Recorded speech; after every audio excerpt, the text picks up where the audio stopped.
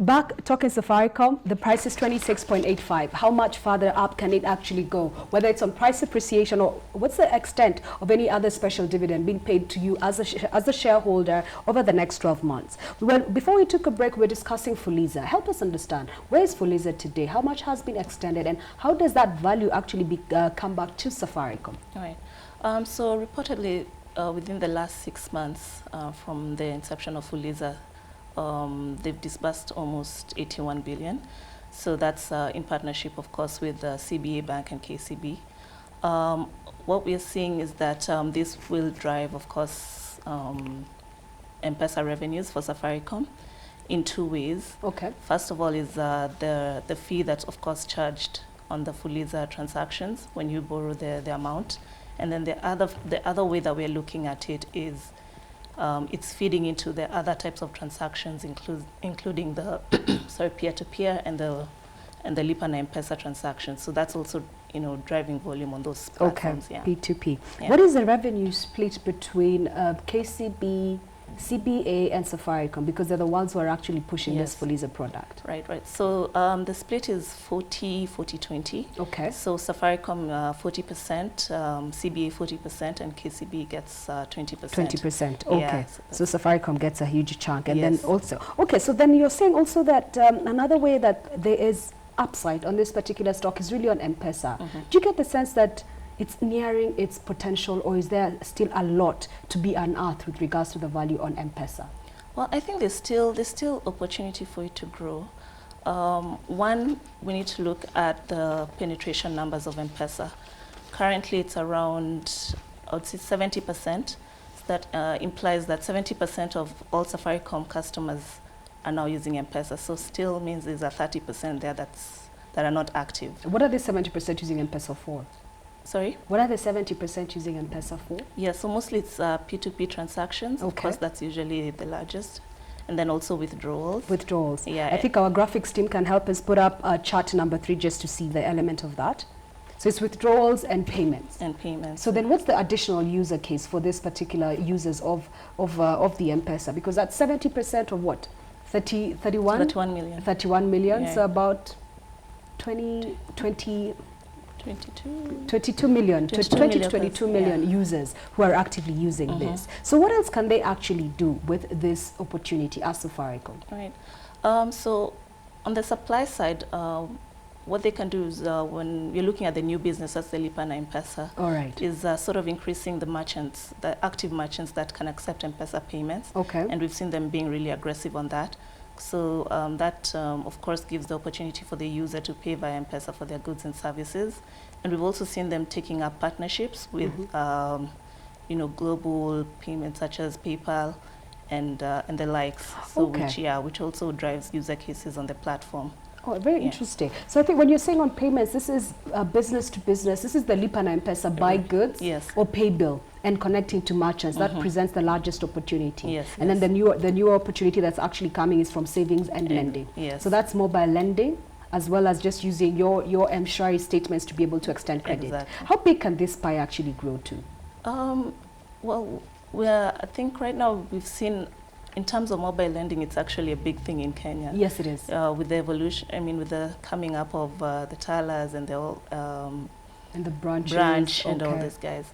So it means that there is a market for that. It means that access to credit is quite low in terms of even SMEs, in terms of individuals. So the demand is, and the appetite is there. Wow, yeah. fantastic. Exactly. I think an interesting thing I find about Fuliza, which separates it from any other mobile lending app, is anytime you owe somebody money or you want to send them money, it's still like, please don't M-Pesa me because I will be Fuliza. Exactly. And I look at it, I'm like, Fuliza is like a proper check-off loan. It already has the security. Yes. As long as you're an existing M-Pesa holder, that you get it, and you get fast preference, which I think is a huge advantage for this particular product. Right. Because if the same person has a Tala or any other facility, they're like, it's okay, just send M-Pesa. Exactly. Those guys don't have access to that. So I think they've been able to ring fence this particular opportunity. Now we are discussing the velocity in this system in terms of the use case for this particular system. I think our graphics team can help us put up graph number 4 just to see the opportunity for what else can be done. Because you're saying it's either mobile lending. Does that mean working with other banks? Right, yeah. What we've seen them do now with KCB and CBA, I think that's one avenue. That's one avenue. Can we see that opportunity actually happening with all the other banks, about an additional 40 banks, where then they tend to tap into Safaricom to use their use case, or rather their data system, and their accessibility through M-Pesa to generate additional products? Right. I think that's also another avenue for opportunity that maybe the banks could be looking at to drive their unfunded income, which is, the main contributor now these days. Oh yes, you're actually right. So then that becomes a point where they can actually do. And then if we move over to chart number 4, again, just looking at how does this money actually stay in the system? Because we are beginning to see, as the banks integrate into Safaricom, people are withdrawing more money from the system, either into their bank accounts, because it's cheaper to transact through your bank account and you move your money from M-Pesa to your bank. Is that a possible threat to the use case of M-Pesa as we see it today? Yeah, it could. Yeah, it actually could be, because I think one of the things that Safaricom wants or is aiming to do is to keep that money within the M-Pesa. Keep the money within the system and not move the system. Okay, but still, what you're saying is there's a lot to be done just using M-Pesa, and there's just a lot of money to be made. But when you're looking at M-Pesa's contribution to the service revenue, do you have a sense of what this number could potentially be in a year, in 2 or 3 years? As a percentage of the total revenue? So right now it's currently at, is it 20, 28? I think it's at about, 28, 25, 28, yes. So yeah, there could be potential for it to go to maybe 31%. 31 in the medium term? Yeah, in the medium term. Okay. Because as user cases increase, we've talked about the opportunities available in the new businesses. So, those are some of the revenue drivers that we're seeing, and, M-Pesa is now becoming the integral part of Safaricom, unlike voice and data. But why would Safaricom just buy a bank? If you did Fuliza, why does a Safaricom buy a bank, and today it has free cash of about 63 billion shillings? Yeah, but why buy a bank when you're making more than the banks? So you need to actually sit on those liabilities. And you're going to have capital requirements and the CBK. Fantastic. I wish I had 63 billion lying around somewhere. Let's look at the next opportunity. And you have told us that the opportunity is really in data. So there's the element of mobile data and fixed data. And this is what we are getting, fiber to the home. Yes. Help us understand the opportunity in these two segments. Okay, I'll start with the mobile data. When you're looking at mobile data, of course, again, the penetration numbers are not at 100%, especially on Safaricom's customer base. I think they're still at around 60%, if I'm not wrong. 60%? Yeah. And that's for mobile data? Those are the active users of mobile data. Okay. So there's still that opportunity. And also, the only way to drive data is to have network access. And they've been doing a lot of this in terms of expanding their 3G and also 4G coverage across the country. So those are one of the, sort of drivers for mobile data growth. Okay. Yeah. All right, that's fantastic. What about the fixed data opportunity? Yeah. So for fixed data, it's actually been quite impressive where Safaricom has come. We saw from last year they were holding a market share of around 16%. To a current market share of 32% wow. in the latest quarter. That's a huge improvement. Yeah, that's a huge improvement. Okay. So right now they are second to Zuku or Wananchi. Okay. Yeah, so there's opportunity in that. Again, all comes down to infrastructure. Ah, fantastic. I think our graphics team can just take us back to chart number 5. There's an outline there from Safaricom with regards to usage per customer. As we're waiting for the graph to come back up, and that's chart number 5. Okay, as we're sorting that out, because you can see like it's almost a double with regards to the usage. So is this MBs? Are we at 421 MBs, and today the average usage is 727 MBs? Yes. And where could this go? Because we have seen a lot of activations by Safaricom. Try to tell you if you can actually buy 500 MB or you buy a particular voice package and get 500 MBs for free for 24 hours. Yes. Where do you see this number going to in another 2 years? 2 years, probably even 2 GB. I mean, at the 2 rate, GB. At the rate we are going Okay. in terms of consumption, how we are consuming content these days. Okay. When you look at things like Netflix, you look at even online platforms such as WhatsApp and the ability to download videos. Larger content is now being able to be downloaded.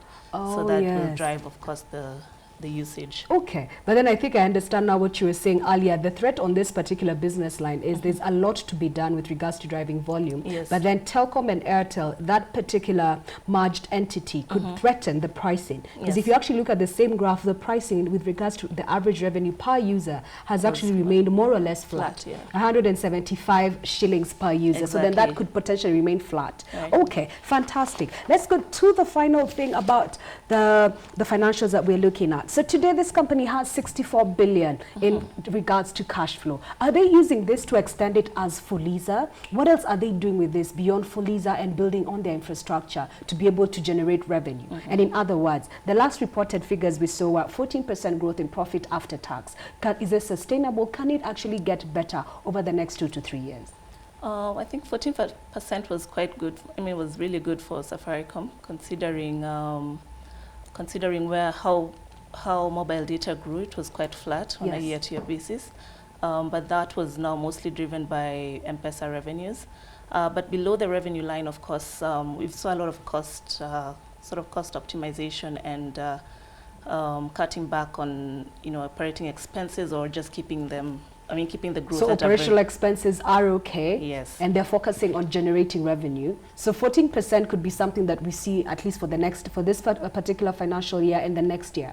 I would say would probably now start going back to single digit. To single digit. Yeah, maybe on the 9 to 10%. Okay, 9 to 10%. It's fair enough. You're in an economy that's growing about 6%. You have this company that's growing slightly faster than the economy. That's a positive thing. But for me as a shareholder, last year I've received 1.87 shillings with regards to an ordinary and a special dividend. Will they keep paying me the special dividend, and can they afford to?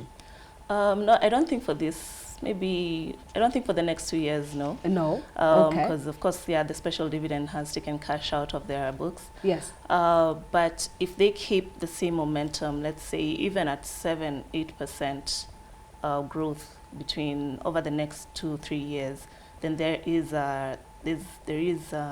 sort of opportunity to pay another special dividends. Yeah. So, but not in this current financial year. So, as we come to the close of our show, today it's trading at 26.85. What is your target price on this particular counter? Okay. So, our current target price is around 27.85. 27.85. Yeah. So we're still seeing an upside on that, based on the current share price of 26.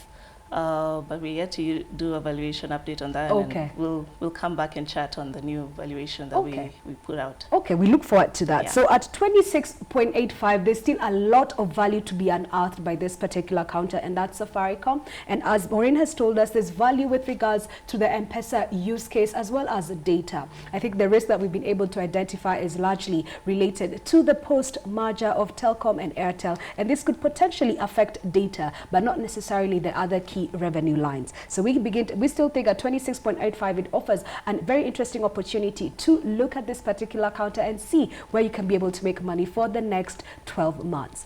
Thank you for joining us once again. We will be back same time, and that's tomorrow 2:30 on our Metropole Facebook or YouTube page. Thank you once again, and good afternoon.